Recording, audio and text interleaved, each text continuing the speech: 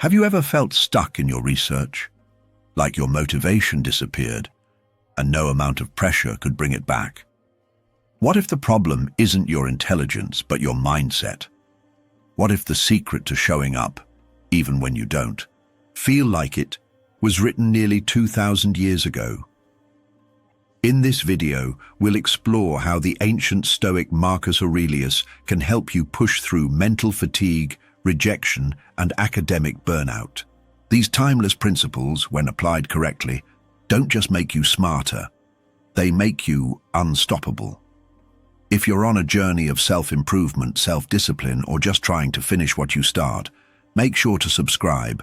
This channel is all about building the inner strength to thrive in the modern world. 1. The three core forces: perception, action, will. At the heart of Stoic philosophy lies a framework of internal strength built upon three foundational forces: perception, action, and will. These are not lofty ideals or vague traits. They are practical capacities, mental muscles that can be deliberately trained. Marcus Aurelius, one of Stoicism's most iconic voices, emphasized these three forces as essential for a life of clarity and resilience. In the modern world, especially in high-pressure environments like academia or research, these internal disciplines are not just philosophical, they are survival tools. Perception is your ability to see clearly, both yourself and the world around you. It's the first defense against chaos, confusion, and emotional overreaction.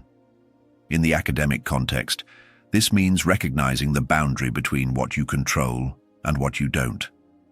You can't control whether your paper is accepted, but you can control how you respond to feedback.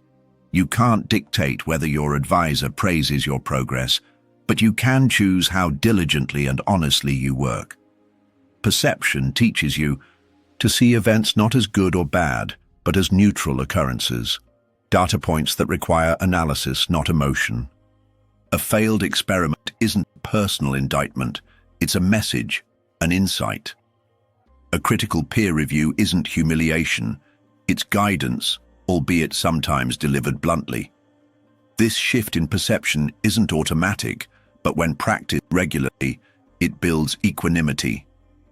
Action is the Stoics' answer to inertia. It's the principle that drives you to do the next right thing, even when motivation fails. Stoicism does not rely on moods, it relies on commitment. In research or creative work, there will be countless days when you don't feel inspired. That doesn't matter. You still write the next paragraph. You still analyze the next dataset. You still submit the proposal. The Stoics remind us, discipline outweighs motivation. Action is often the missing link between vision and progress. You don't need to feel like it. You need to move. The mind, when trained, learns to follow behavior. If you wait to feel like acting, you may never begin. But when you act, you create momentum, and momentum generates clarity. Will is your inner fortress, the endurance to continue when things become difficult, unfair, or even absurd. In academia, will manifest in your ability to persist through sleepless nights, countless edits, ignored emails, and harsh criticism. It's the power to stand firm when your work is rejected, not once, but repeatedly. It's what allows you to finish the thesis, resubmit the article, or pivot your entire research focus when the field changes direction. Will isn't about stubbornness, it's about inner strength, about bearing hardship without complaint. In a world that demands immediate success and rewards superficial accomplishments, the Stoic will is a quiet rebellion, a commitment to the long game.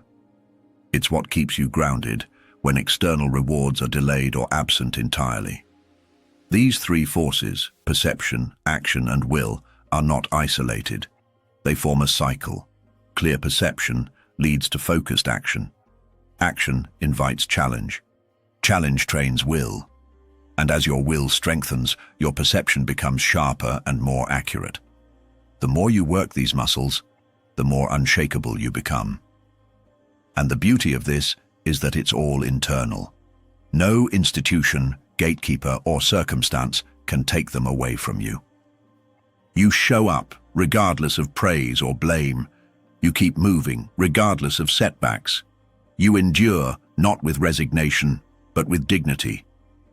This is the Stoic advantage. You become untouchable in the ways that matter most. 2. Turn the wall into a door. Obstacles are the way. Life, especially the life of the mind, is littered with obstacles. Things rarely go according to plan. Experiments fail, deadlines pile up, emails go unanswered, journals reject your work, supervisors withdraw support without explanation.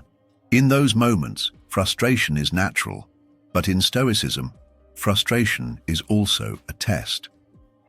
Marcus Aurelius gave us one of the most empowering ideas in the entire Stoic canon. The impediment to action advances action. What stands in the way becomes the way. To the Stoic, a setback isn't the end. It's the beginning. It's not a wall. It's a doorway waiting to be carved out. When a project fails, the instinct is often to retreat, to feel like you've wasted your time, lost your credibility, or fallen behind. But if you step back and apply Stoic perception, you'll see something different. Failure is feedback. If your data contradicts your hypothesis, that's not humiliation, it's illumination. If a reviewer shreds your methodology, that's not rejection, it's refinement. The path of progress, especially in intellectual or scientific fields, is never linear. It zigzags through trial, error, and frustration. Obstacles, far from being the enemy, are the curriculum. Each one is a hidden lesson. The Stoic attitude doesn't deny pain or inconvenience, it simply reinterprets them. Pain is information. Difficulty is an indicator of where your focus should go. Resistance is a signal that you're pushing against something meaningful. Rather than cursing the obstacle, you use it. Got ghosted by a potential mentor? Good. This is your chance to become more self-reliant. Got rejected from your top journal? Good. It's time to strengthen your argument and find a better fit. Each time something stands in your way, you have a choice. Wallow in self-pity or reframe the experience. The former is common. The latter is transformative. This Stoic principle doesn't just apply to grand obstacles. It applies to daily frustrations. The broken printer, the misunderstood email, the awkward conference interaction. The Stoic doesn't explode or retreat. They adapt. Adaptation is power. You can't control the road, but you can control how you walk it. That mindset, cultivated, over time turns even the hardest trials into stepping stones. It's not naive optimism, it's disciplined courage, to view the problem not as a curse but as a crucible, not as bad luck but as your training ground. Real mastery in any field requires this mental flexibility, the ability to see beyond the immediate sting of rejection or failure and extract value from it. Many people quit when things go wrong. Stoics don't. They pause, they think, and they act again, smarter this time. With enough practice, the Stoic learns to anticipate obstacles not with dread, but with readiness. They know hardship is part of the process. They embrace the burn, like a runner builds strength with each uphill climb. In this light, the obstacle becomes a gift, not an enemy but a mirror, not a dead end, but a new beginning. 3. Work for mastery, not applause. In a world of metrics, likes, citations, and awards, it's easy to measure your worth by external validation. Academia, in particular, thrives on rankings, most cited, most funded, most viewed. But to the Stoic, all of this is fleeting. Marcus Aurelius, a Roman emperor who had every reason to seek praise, warned himself daily, "Do not waste what remains of your life in speculating about others. It is not what others say or do that matters, but how you respond." In Stoicism, the applause of others is not the goal, mastery is. Imagine this. You spend years crafting a paper, testing your theory, revising your argument. You publish it in a reputable journal, and no one cites it. Does that negate the value of your work? According to Stoic wisdom, absolutely not. The process of learning, thinking deeply, refining your ideas, that is the reward. The applause is a bonus, not a necessity. When you root your sense of purpose in mastery, you no longer need the world to notice. You know the value of your effort because you've lived it, not because someone clapped at the end. Prestige is a shifting target. Today's most admired researcher can be forgotten tomorrow. The academic who wins every grant may lose their passion. The person who receives all the applause might still feel empty. Stoicism urges you to ground your identity in what you do, not how it's received. Are you honest in your work? Are you rigorous in your methods? Are you striving to grow? These are the questions that matter. External recognition is unstable. It depends on trends, biases, and politics. Internal integrity, on the other hand, is entirely yours to cultivate. Working for mastery means falling in love with the craft itself. Writing because you care about ideas. Teaching because you want to help others grow. Researching because the unknown fascinates you. When your drive comes from within, you become immune to both praise and criticism. The silence of a conference audience doesn't rattle you. The missed opportunity doesn't define you. The Stoic mindset allows you to keep moving forward, not because someone is watching, but because you've trained yourself to care about the work, not the recognition. This philosophy is deeply liberating. It frees you from comparison. It allows you to cheer for others without resentment. It keeps you grounded when success does come. And if you never receive accolades, you're still fulfilled, because your reward was the challenge, the growth, the intellectual honesty. You didn't work to be celebrated, you worked to be excellent. That's what Marcus Aurelius modeled, that's what Epictetus taught, and that's what you can live by right now.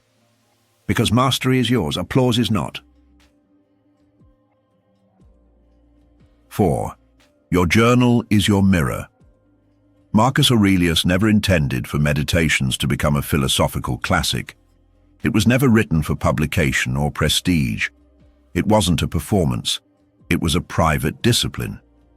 A method of ordering thoughts, dissecting emotions, and challenging his own assumptions. For Marcus, journaling wasn't about telling the world what he thought. It was about discovering what he really believed. That's the difference. And in that difference lies the true power of a journal. In modern academia, we're often encouraged to think publicly through papers, presentations, and polished portfolios. But this leaves little room for raw, unfiltered thought.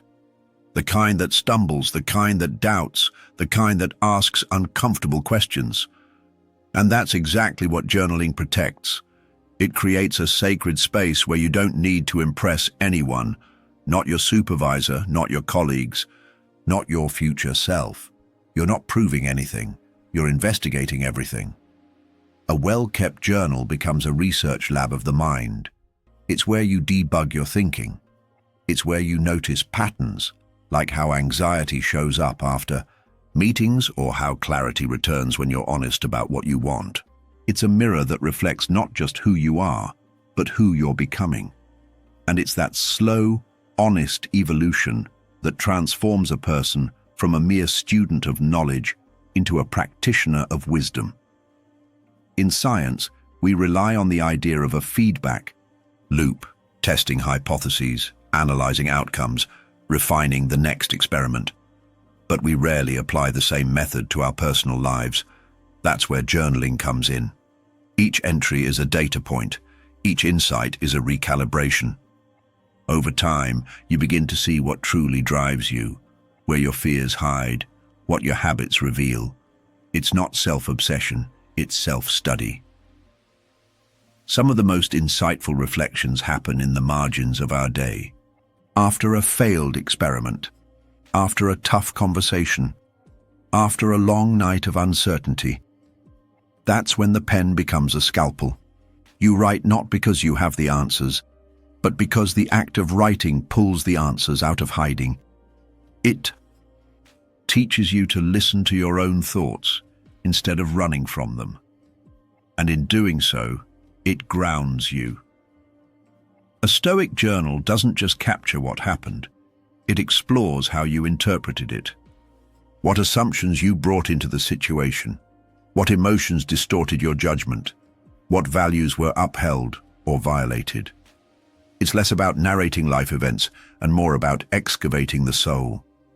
The Stoics believed that philosophy was a daily practice, not an abstract ideal, and journaling is how you keep that practice alive. Too often, students and researchers skip this step. They read, they study, they experiment, but they don't reflect. They don't pause to ask, what am I learning about myself in this process?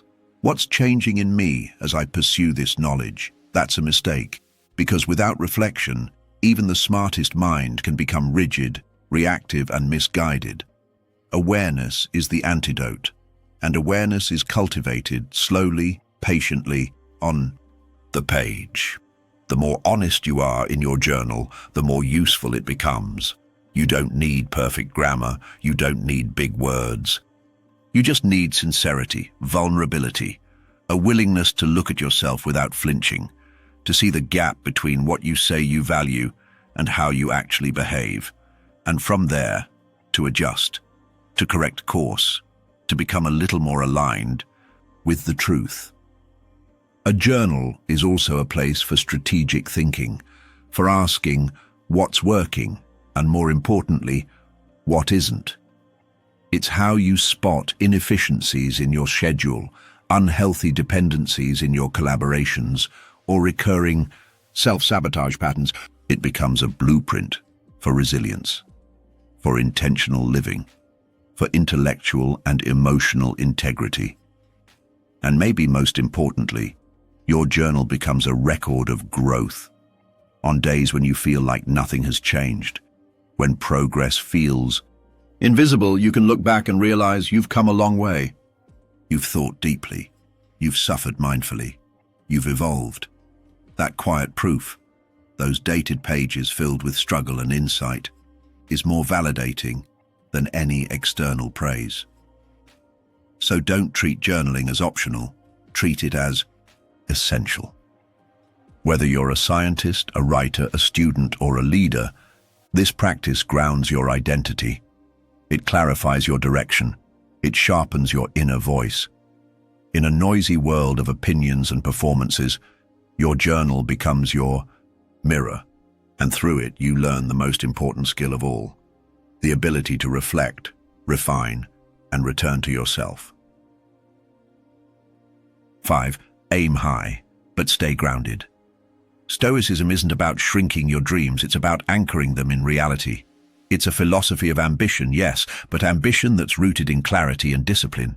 It invites you to aim for greatness, not for ego or external validation, but because excellence is its own reward. But here's the key. Your dreams must be balanced by practicality. Your goals should stretch you, but not break you. You must reach, but with your feet planted firmly on the ground. Marcus Aurelius ruled the most powerful empire in the world, yet he still made time every single day to write, to reflect, and to refine his thinking. That's the Stoic paradox, someone who carries immense responsibility yet remains grounded in the present. Someone who reaches high, but keeps their identity tethered to principles, not outcomes. That's not weakness, it's wisdom. And in academia or creative pursuits, it's a model worth emulating. In today's world, we're bombarded with narratives of hustle, scale, and overnight success.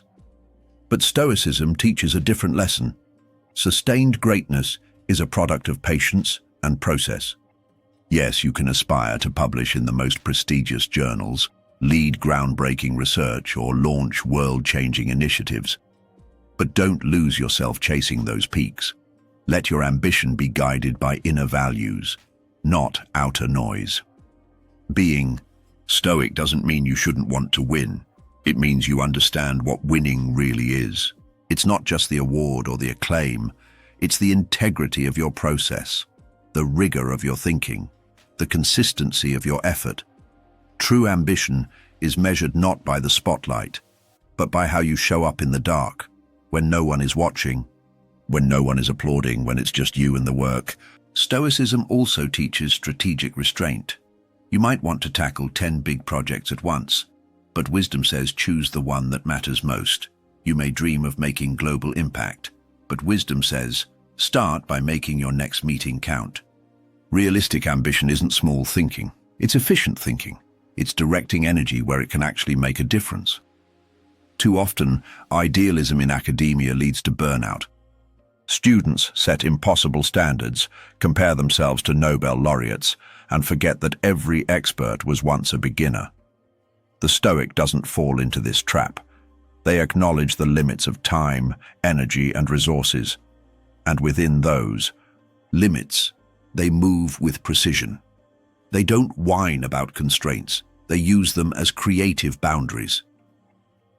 When you balance ambition with realism, you don't lower your standards. You raise your effectiveness. You stop wasting energy on fantasies and start investing it in action.